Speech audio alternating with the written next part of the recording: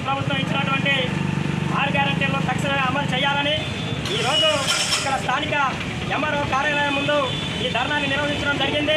ఎందుకనంటే ఈ కాంగ్రెస్ ప్రభుత్వం ఏదైతే 100 రోజులలో మేము అధికారంలోకి రాగానే 100 రోజులలో ఖచ్చితంగా 6 గ్యారెంటీలను అమలు చేస్తానని చెప్పడం జరిగింది.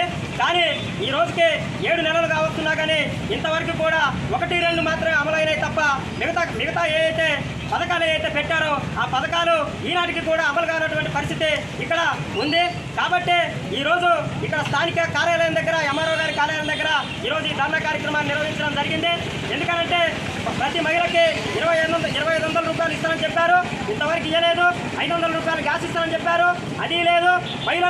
మహిళలు ఎవరైతే ఆడబిడ్డలు ఉంటారో ఆ ఆడబిడ్డలకి పెళ్లి కాగానే తులం బంగారం ఇస్తామని చెప్పారు, అది కూడా ఇంతవరకు ఇవ్వలేదు.